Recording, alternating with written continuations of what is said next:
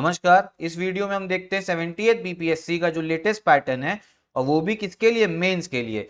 पिछली वीडियो में मैंने आपको प्रारंभिक परीक्षा जो प्रीलिम एग्जाम है उसकी पैटर्न बता चुका हूं। इस वीडियो में हम लोग मेंस का देखते हैं।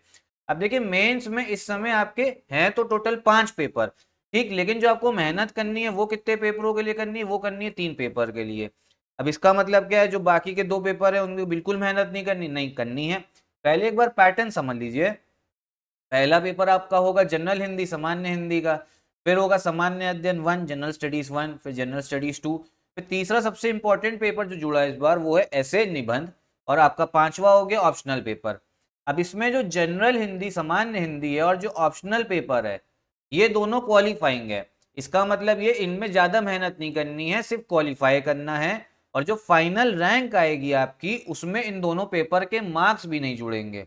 हाँ, मार्क्स भी इन दोनों पेपर के जो रैंक आएगी उसमें नहीं जुड़ेंगे। मार्क्स किसके किसके जुड़ेंगे, मार्क्स जुड़ेंगे आपकी जो ये 3 पेपर आपको दिख रहे हैं, जनरल स्टडीज 1 सामान्य अध्ययन पहला, फिर जनरल स्टडीज 2 और जो निबंध पेपर है, इन तीनों के सिर्फ मार्क्स जुड़ने हैं। और इन तीनों के मार्क्स कितने हो गए, 300 इसके, 300 इसके, 300 इसके, तो टोटल हो गया आपके कितने, 900 नंबर हो गए।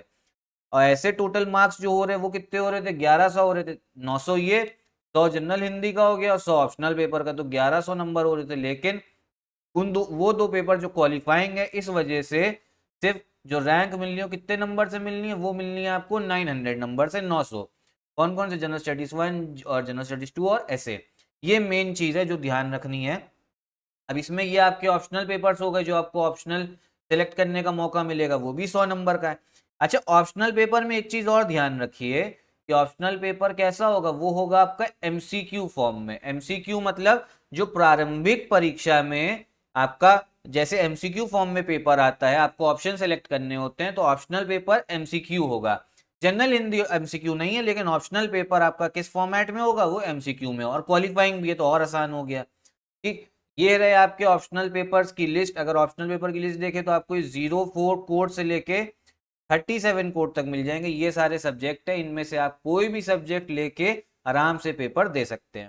ठीक, उसके बाद में ये कुछ इंस्ट्रक्शंस हैं। जो प्रश्न पत्र पेपर होगा वो हिंदी अंग्रेजी दोनों में होगा, एक जगह इंग्लिश एक जगह हिंदी लिखा होता है। ठीक है, उसके बाद में एक चीज इंपॉर्टेंट है, जो मेंस परीक्षा है उसमें आप कैलकुलेटर का यूज कर सकते हो। प्रीलियम एग्जाम में लिख के आया था कि कैलकुलेटर का यूज बिल्कुल भी अलाउड नहीं, लेकिन मेंस में कर सकते हो। क्यों कर सकते हो भी वो बता रहे हैं, और ये लिखा भी हुआ है। परीक्षा में किसी से कैलकुलेटर मांगने, आपस में बदलने की अनुमति नहीं है। कैलकुलेटर ऐसा नहीं जैसे स्कूल में होता था कि हम इससे कैलकुलेटर ले ले उससे ले ले, ये सब अलाउड नहीं होगा। तो अपना कैलकुलेटर आपको स्वयं लेके जाना है। ठीक है, अब कैलकुलेटर क्यों यूज हो रहा है, देखिए इसका पहले हम लोग अगर सिलेबस देख लें तो GS 1 जो सामान्य अध्ययन पत्र 1 है, उसमें कौन कौन सब्जेक्ट हैं, पहले कौन कौन सा पॉइंट्स हैं, वो है भारत का आधुनिक इतिहास, हिस्ट्री हो गया। फिर राष्ट्र तथा अंतर्राष्ट्रीय महत्व का वर्तमान घटना चक्र, करंट अफेयर्स हो गया। और जो तीसरा इंपॉर्टेंट आपको दिख रहा है वो है आपका स्टैटिस्टिक्स। अगर ये देखें, पहले तो मॉडर्न हिस्ट्री, फिर current events, current affairs based mains perspective से, फिर क्या है, statistical analysis, graphs and diagram. इसके लिए आपको कैलकुलेटर का यूज करने दे रहा है आयोग, तो उनको थैंक यू बोलिए क्योंकि उन्होंने आपको अलाउड कर दिया कैलकुलेटर। तो GS 1 में क्या क्या पढ़ना है आपको, एक तो पहली चीज तो हिस्ट्री पढ़नी है, फिर करंट अफेयर्स है, और तीसरी पॉइंट है वो है आपका स्टैटिस्टिक्स। ठीक है, तो ये हो गया आपका सामान्य अध्ययन 1। सामान्य अध्ययन 2 को देखें तो वो क्या है, भारतीय राज्य व्यवस्था, उसमें क्या आएगा, इंडियन पॉलिटी होगी। फिर क्या है आपकी भारतीय अर्थव्यवस्था और भारत का भूगोल, इसमें क्या होगा आपकी इकोनॉमी और ज्योग्राफी, इसके बारे में पढ़ना होगा। फिर तीसरा क्या है, भारत, अगर तीसरा पॉइंट देखें वो क्या है, the role and impact of science and technology in the development of India. Bharat का जो विकास इतना ज्यादा हुआ है, इतनी ज्यादा डेवलपमेंट हुई है इंडिया की, उसमें साइंस का क्या रोल रहा है, साइंस और टेक्नोलॉजी का, कि कैसे कैसे साइंस लग के हमने नए नई चीजें बनाई, कहाँ कहाँ पे साइंस। जैसे इसरो, आप इसरो को देख रहे हो, इसरो ने अभी आपके समझी चंद्रयान 3 मिशन सक्सेसफुल करा था, तो उसका साइंस एंड टेक्नोलॉजी का क्या रोल है आपके भारत के विकास में। तो इस जनरल स्टडीज पेपर 2 में आपसे ये पूछा जाएगा। तो दोनों पेपर बहुत इंपॉर्टेंट हो जाते हैं। ये कितने कितने, दोनों पेपर 300 के नंबर के, मतलब टोटल 600।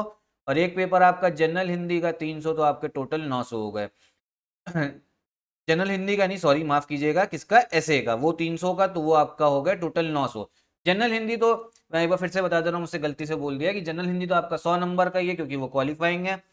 जो 3 पेपर सबसे ज्यादा फोकस करना है वो है जनरल स्टडीज 1, जनरल स्टडीज 2 और निबंध वाला पेपर जो है ऐसे वाला है। और ऐसे में भी आपको देखिए लिखने की प्रैक्टिस बहुत करनी पड़ेगी, और ये सामान्य अध्ययन में भी प्रैक्टिस बहुत करनी है, लेकिन ऐसे ही निबंध में भी बहुत ज्यादा प्रैक्टिस करनी पड़ेगी, क्योंकि बिना प्रैक्टिस से ये आपके निबंध अच्छे से आप उसको नहीं लिख पाएंगे। तो एक बार इस वीडियो को एक बार फिर से देख लीजिएगा, कोई डाउट हो तो कमेंट बॉक्स में पूछ लीजिएगा।